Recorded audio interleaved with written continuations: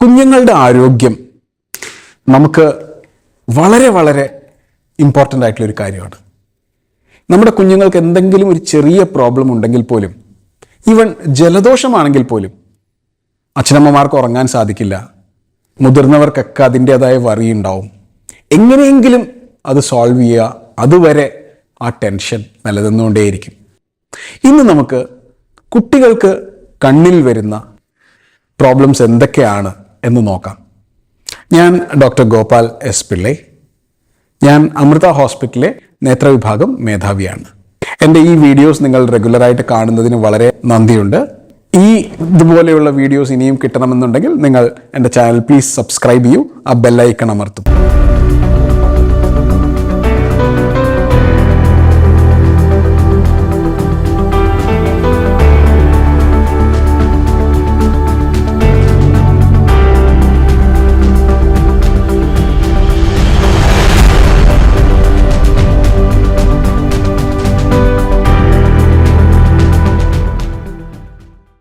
അപ്പോൾ നമുക്ക് കുട്ടികളിലെ കണ്ണിൻ്റേതായിട്ടുള്ള പ്രശ്നങ്ങൾ എന്തൊക്കെയാണ് ഏറ്റവും കോമൺ എന്ന് നോക്കാം. സാധാരണ ഒരു കുട്ടി ജനിച്ചു കഴിഞ്ഞാൽ കുറേ നേരം ഉറക്കമായിരിക്കും, ഉറക്കത്തോടുറക്കം. അതിനിടയ്ക്ക് കണ്ണ് തുറക്കും, കരയും, ഇങ്ങനെയുള്ള കുറേ കാര്യങ്ങളുണ്ടാവും. പക്ഷെ ആദ്യത്തെ ഒരു 6 ആഴ്ച പലപ്പോഴും നമുക്ക് കണ്ണിനുള്ളിൽ നിന്ന് അധികം വെള്ളം വരാറില്ല. കാരണം ആ ഗ്രന്ഥികളൊക്കെ ഡെവലപ്പ് ചെയ്ത് വരാനുള്ളൊരു സമയമെടുക്കും. അപ്പോൾ കണ്ണിനുള്ളിൽ നിന്ന് ആദ്യത്തെ ജനിച്ച് ഉടനെ തന്നെ കണ്ണിൽ നിന്ന് വെള്ളം അല്ലെങ്കിൽ പീള അങ്ങനെ എന്തെങ്കിലും വരികയാണെങ്കിൽ അതൊരിത്തിരി അബ്നോർമലാണ്. നമുക്ക് ഏതെങ്കിലും ഒരു ഡോക്ടറെ കാണിച്ച് കണ്ണിനുള്ളിൽ എന്തെങ്കിലും ഇൻഫെക്ഷനൊന്നും ഇല്ലല്ലോ എന്ന് നമുക്ക് ഉറപ്പുവരുത്താം. മാസം തികയാതെ ജനിക്കുന്ന കുട്ടികൾക്ക് ഒരു മേജർ പ്രോബ്ലം പലപ്പോഴും ഉണ്ടാവാറുണ്ട്. അതിനാണ് റെറ്റിനോപ്പതി ഓഫ് പ്രിമച്യൂരിറ്റി എന്ന് പറയുക. ഇപ്പോൾ നമ്മളുടെ ഇൻഫെർട്ടിലിറ്റി ട്രീറ്റ്മെൻ്റ് ഉണ്ട്, അല്ലെങ്കിൽ നമ്മളുടെ ന്യൂനേറ്റൽ ICUs എല്ലാ സ്ഥലത്തും വളരെ വളരെ അഡ്വാൻസ്ഡ് ആണ്. അതുകൊണ്ട് തന്നെ വളരെ ചെറിയ കുട്ടികൾ, അതായത് ഇപ്പോൾ 1 കിലോ അല്ലെങ്കിൽ 850 ഗ്രാമുള്ള കുട്ടികൾ വരെ, അതായത് ഒരു 26 ആഴ്ച അല്ലെങ്കിൽ ഒരു 28 ആഴ്ച, ഒരു 40 ആഴ്ചയ്ക്ക് പകരം ഒരു 26 ആഴ്ച 28 ആഴ്ചയിൽ ജനിക്കുന്ന കുട്ടികളൊക്കെ തന്നെ വളരെ സുഖമായി വലുതായി വരുന്നതാണ് നമ്മൾ കാണുന്നത്. അതുകൊണ്ട് തന്നെ ഈ കുട്ടികളുടെ കണ്ണിനുള്ളിൽ ഒരു പ്രോബ്ലം ഉണ്ടെങ്കിൽ പലപ്പോഴും നമ്മൾ ഈ കുട്ടി വലുതായി പഠിക്കുന്ന സമയത്തെ നമുക്ക് അറിയുകയുള്ളൂ കാഴ്ചക്കുറവുണ്ട്. അതുകൊണ്ട് തന്നെ പ്രായം തികയാതെ, അതായത് ഒരു 32 ആഴ്ചയ്ക്കുള്ളിൽ അല്ലെങ്കിൽ നമ്മളുടെ വെയിറ്റ് വളരെ കുറഞ്ഞ ഒരു 1.5 കിലോ അല്ലെങ്കിൽ 2 കിലോന് താഴെയുള്ള കുട്ടികളെ കണ്ണ് സ്ക്രീൻ ചെയ്ത് റെറ്റിനോപ്പതി ഓഫ് പ്രിമച്യൂരിറ്റി എന്ന ഒരു കാഴ്ച പോകാവുന്ന തന്നെ അത്രയും സിവിയർ ആയിട്ടുള്ള ഒരു അസുഖമുണ്ടോ എന്ന് നമ്മൾ സ്ക്രീൻ ചെയ്യണം. അത് യൂഷ്വലി ഇങ്ങനെയുള്ള കുട്ടികൾ നേരെ അമ്മയ്ക്ക് ഉടനെ കൊടുക്കുകയല്ല, ന്യൂനേറ്റൽ ICUയിൽ കുറച്ച് നാൾ ഇരുന്നിട്ടൊക്കെ തന്നെയാണ് പോവുക. അപ്പോൾ ആ സമയത്ത് ന്യൂനേറ്റൽ ICUയിലെ ഡോക്ടേഴ്സ് തന്നെ അത് സാധാരണ സ്ക്രീൻ ചെയ്യിപ്പിക്കാറുണ്ട്. അടുത്തത് കുറച്ചുകൂടി കുട്ടി വലുതാകുമ്പോൾ സാധാരണ ഏറ്റവും കോമൺ ആയിട്ടുള്ള പ്രോബ്ലം കണ്ണാടിയുടെ പവറാണ്. അതായത് റിഫ്രാക്റ്റീവ് എറർ. നമ്മളുടെ കണ്ണിൻ്റെ സൈസിൻ്റെ അബ്നോർമാലിറ്റീസ് അല്ലെങ്കിൽ നമ്മളുടെ കൃഷ്ണമണിയുടെ ഷേപ്പിൻ്റെ അബ്നോർമാലിറ്റീസ്, ഇതൊക്കെയാണ് സാധാരണ ഒരു പവർ ഉണ്ടാവാൻ കാരണം. സാധാരണ അച്ഛനോ അമ്മയ്ക്കോ കണ്ണാടി ഉണ്ടെങ്കിൽ, ഇപ്പോൾ എസ്പെഷ്യലി മയോപ്പിയ, അതായത് ഹ്രസ്വദൃഷ്ടി, ഷോർട്ട് സൈറ്റ്, ഇതുണ്ടെങ്കിൽ കുട്ടികൾക്ക് ഷോർട്ട് സൈറ്റ് വരാനുള്ള സാധ്യത വളരെ കൂടുതലാണ്. കുട്ടികൾക്ക് സാധാരണയായി ഒരു 2-3 വയസ്സിൽ തന്നെ ഷോർട്ട് സൈറ്റ് വരേണ്ടവരാണെങ്കിൽ, പലപ്പോഴും കുറച്ച് അധികം വലിയ ഷോർട്ട് സൈറ്റ് ഉള്ളവരാണെങ്കിൽ ഒരു 3-4 വയസ്സിൽ തന്നെ അത് ഡെഫിനറ്റ്ലി കണ്ടുപിടിക്കാൻ സാധിക്കും. നമുക്കൊരു സ്കൂൾ സ്ക്രീനിങ് പ്രോഗ്രാം എന്ന് പറഞ്ഞൊരു പ്രോഗ്രാം സാധാരണയായി നടത്തുന്നുണ്ട്.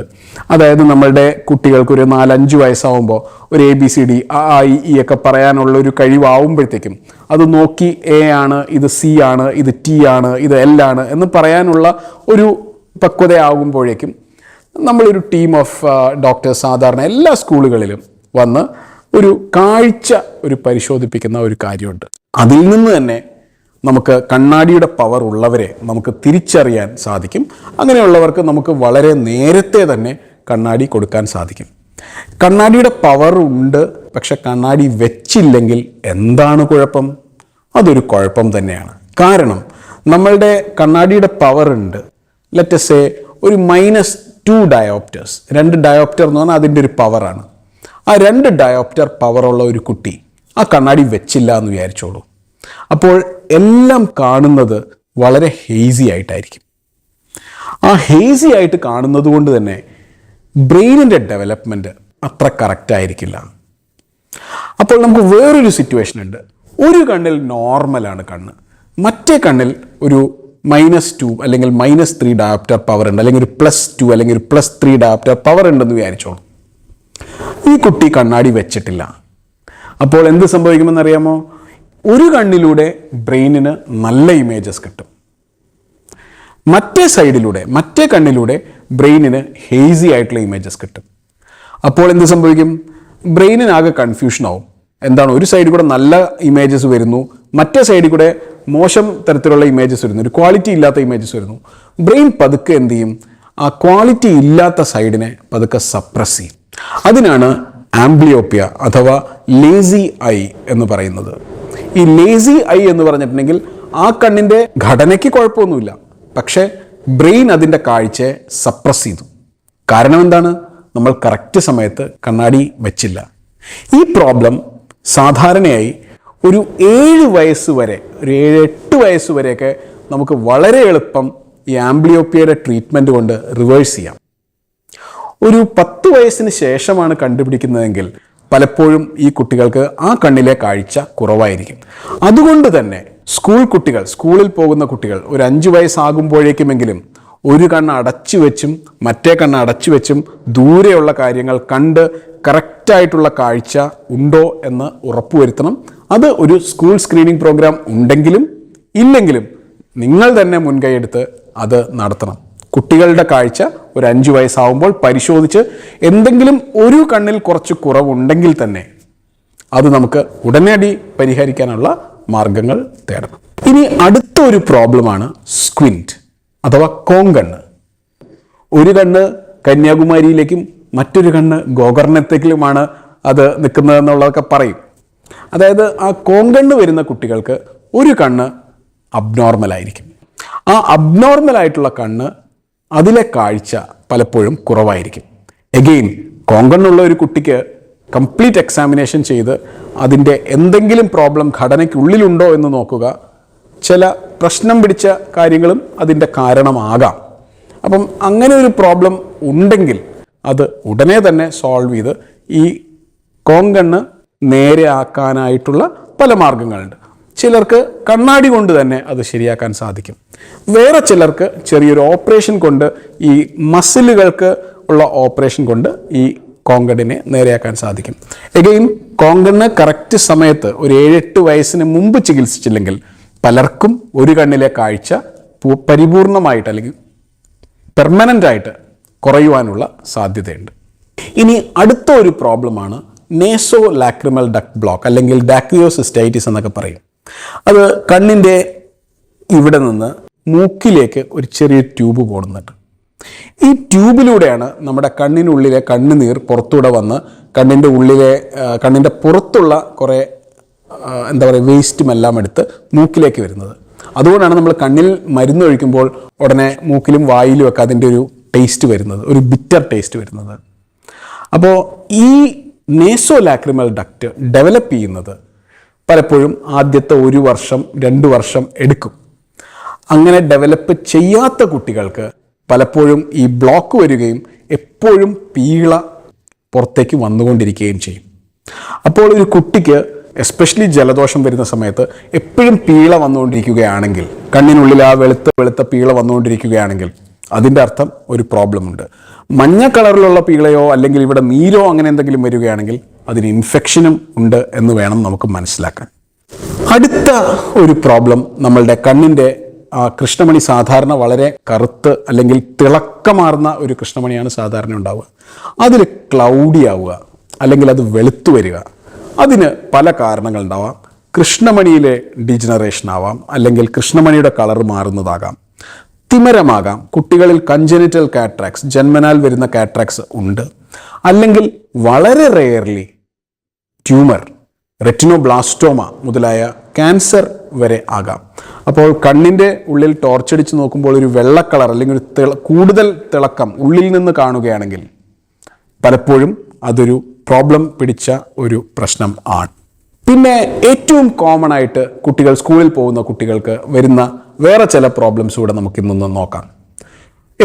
കുട്ടികളെപ്പോഴും വളരെ ബോയ്സ്ട്രസ് ആയിട്ട്, അല്ലെങ്കിൽ വളരെ ഓടിക്കളിക്കുക, അല്ലെങ്കിൽ താഴെ വീഴുക, അല്ലെങ്കിൽ ഇഞ്ചുറി, ട്രോമ, ഇതെല്ലാം സംഭവിക്കാം. അപ്പം കണ്ണിനുള്ളിൽ എപ്പോഴും പൊടി പോവുക, അല്ലെങ്കിൽ കണ്ണിനുള്ളിൽ എന്തെങ്കിലും ഒരയുക, അങ്ങനെ ചെറിയ ചെറിയ അബറേഷൻസ് വരാറുണ്ട്. വളരെ സൂക്ഷിക്കണം. കാരണം ചെറിയൊരു അബറേഷൻ സാധാരണ ഹീൽ ചെയ്യും. പക്ഷെ എന്തെങ്കിലും ഒരു കാരണവശാൽ ഒരു ഇൻഫെക്ഷൻ വരികയാണെങ്കിൽ, ഒരു പഴുപ്പ് വരികയാണെങ്കിൽ കണ്ണ് ഭയങ്കരമായിട്ട് ചുമക്കുകയും ഈ വേദന, വെള്ളം വരൽ, ലൈറ്റിലേക്ക് നോക്കാൻ പറ്റായിക, കണ്ണ് തുറക്കാൻ പോലും പറ്റാത്തൊരവസ്ഥ, അതുപോലെയുള്ളൊരു സിറ്റുവേഷൻ വരികയാണെങ്കിൽ ഡെഫിനറ്റ്ലി ഉടനെ തന്നെ അത് ഇൻഫെക്ഷൻ എന്തെങ്കിലും ഉണ്ടോ എന്ന് നോക്കി അത് പരിശോധിക്കണം. അപ്പോൾ കുട്ടികൾക്ക് വരാവുന്ന ഒരു പ്രോബ്ലമാണ് ട്രോമ. മറ്റൊരു പ്രോബ്ലമാണ് കണ്ണിക്കേട്, അല്ലെങ്കിൽ കൺജങ്ക്റ്റിവൈറ്റിസ് എന്ന് പറയുന്നത്. ഒരു സ്കൂളിൽ കൺജങ്ക്റ്റിവൈറ്റിസിൻ്റെ ഒരു സീസൺ വരികയാണെങ്കിൽ പെട്ടെന്ന് തന്നെ ഒരു കുട്ടിയിൽ നിന്ന് മറ്റൊരു കുട്ടിയിലേക്ക് ഈ ചെങ്കണ്ണ് പെട്ടെന്ന് പടർന്നു പിടിക്കും. ഒരു വൈറൽ ഇൽനെസ് ആണത്. അതെന്ത് ചെയ്യണം? അതിൽ നമുക്ക് ഡ്രോപ്സ് ഒഴിക്കുക, കണ്ണും കൈയും ഫ്രീക്വൻ്റ്ലി വാഷ് ചെയ്യുക. മറ്റുള്ളവർ, എസ്പെഷ്യലി കൺജങ്ക്റ്റിവൈറ്റിസ് ഉള്ളവർ തൊട്ട കാര്യങ്ങൾ നമ്മളും തൊട്ട് നമ്മൾ കണ്ണിലേക്ക് കൊണ്ടുവരുമ്പോഴാണ് ഈ കൺജങ്ക്റ്റിവൈറ്റിസ് സാധാരണ സ്പ്രെഡ് ആവുന്നത്. അത് പ്രിവെൻറ്റ് ചെയ്യുക. ജനിച്ചു വീഴുന്ന കുട്ടി തൊട്ട് ഏകദേശം ഒരു 7, 8, 9 വയസ്സ് വരെ പ്രായമുള്ള കുട്ടികളുടെ പല പ്രോബ്ലംസും നമ്മൾ കേട്ടു.